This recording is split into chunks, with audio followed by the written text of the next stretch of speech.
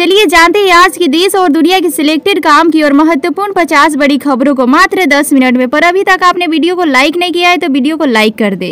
बांग्लादेश के बाद मालदीव में भी राजनीतिक संकट गहरा गई है, वहाँ भी तख्ता पलट हो सकता है। इस बात का डर राष्ट्रपति मोहम्मद मुइज़ुल को सता रही है, जिसे लेकर उनकी रातों की नींद उड़ गई है। दरअसल मुइज़ुल ने विपक्ष पर आर्थिक तख्ता पलट की साजिश रचने का आरोप लगाया है। मुइज़ुल का कहना है कि विपक्ष आर्थिक तख्ता पलट की तैयारी कर रहे, वे सरकार को गिराना चाहता है। इसे लेकर उन्होंने विपक्ष को चेतावनी भी दे डाली है। उन्होंने कहा है कि अगर किसी ने उनकी सरकार को गिराने की सोची या फिर साजिश रची तो उनके खिलाफ कड़ी से कड़ी कार्रवाई की जाएगी।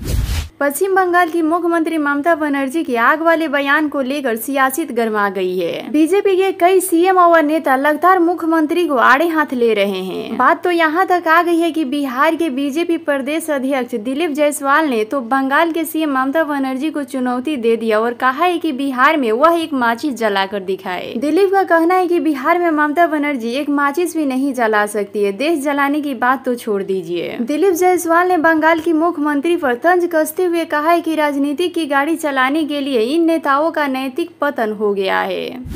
उत्तर प्रदेश के मुख्यमंत्री योगी आदित्यनाथ गुरुवार को कानपुर के सीमाओं पहुंचे हुए थे। सीमाओं मुस्लिम बहुमूल्य क्षेत्र है और वहां उपचुनाव होना है। वहां उन्होंने जनसभा को संबोधित किया। इस दौरान ऐसी चेतावनी दी कि वहां हड़कंप मच गया। उन्होंने साफ शब्दों में कहा कि यूपी में सभी को सुरक्षा और सम्मान मिलेगा, लेकिन किसी को गुंडागर्दी और अराजकता फैलाने की छूट नहीं है। योगी के भाषण ने दंगइयों और पत्थरबाजियों की टेंशन बढ़ा दी है। अब सवाल यह उठता है कि आखिर योगी ने कानपुर में ही ऐसा क्यों कहा। दरअसल 3 जनवरी 2022 को कानपुर में हिंसक घटनाओं के दौरान लोगों ने पत्थरबाजी की थी। सीएम योगी ने कांग्रेस और सपा पर हमला बोलते हुए कहा है कि अराजकता, गुंडागर्दी और दंगा उनकी पहचान बन चुकी है।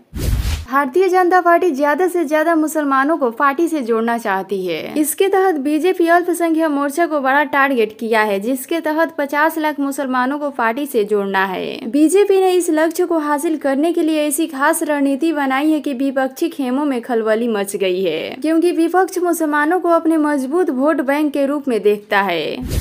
कोलकाता के सरकारी आरजीकर अस्पताल में दरिंदगी की शिकार पीड़ित महिला चिकित्सक की मां ने मुख्यमंत्री ममता बनर्जी को फिर से निशाने पर लिया है। उन्होंने कहा है कि मुख्यमंत्री ने बुधवार को जो कहा उससे हमें बहुत दुख हुआ है कि परिवार न्याय नहीं चाहता। पूरा देश हमारी बेटी के न्याय की मांग कर रहा है और हम ही न्याय नहीं चाहेंगे। उन्होंने कहा है कि ममता बनर्जी को बेटा या बेटी नहीं है, इस वजह से वो बच्चा गंवाने का दर्द नहीं समझ सकती। उन्होंने पीड़िता बेटी को न्याय के लिए आंदोलन करने वाले को इसे जारी रखने को आह्वान किया है। उन्होंने जोर देकर कहा है कि सीएम के बयान से हमें बहुत दुख हुआ है। वे जो चाहे वे बोल सकती है, हम अपना दुख किसी और को नहीं समझा सकते।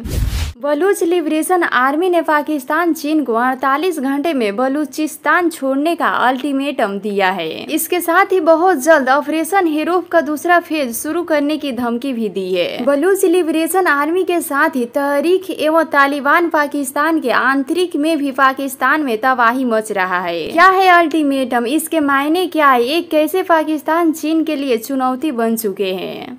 उत्तर प्रदेश की योगी आदित्यनाथ सरकार ने छात्रों के लिए बड़ा ऐलान किया है। यूपी की योगी आदित्यनाथ सरकार अब छात्रों को टैबलेट देने जा रही है। इसके साथ ही रोजगार मेले में नौकरी पाने वाले छात्रों को प्रमाण पत्र भी दिए जाएंगे। दरअसल मुख्यमंत्री योगी आदित्यनाथ सरकार आज यानी गुरुवार को कानपुर के दौरे पर है। सीएम योगी यहाँ 412 करोड़ रुपए की लागत वाली 145 परियोजनाओं का लोकार्पण शिलान्यास करेंगे।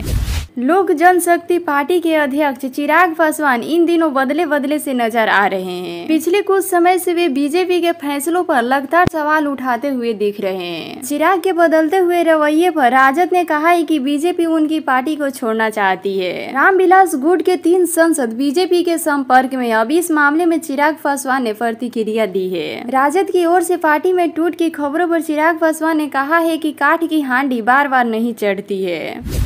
उत्तर प्रदेश के मुख्यमंत्री योगी आदित्यनाथ ने गुरुवार को कहा है कि समाजवादी पार्टी के कारनामों से हर कोई परिचित है। पन्नों को पलटेंगे तो काले कारनामों से उनका इतिहास भरा है। सपा की टोपी लाल लेकिन कारनामे काले। अब सीएम योगी की इस बयान पर समाजवादी पार्टी के प्रमुख अखिलेश यादव ने पलटवार किया है।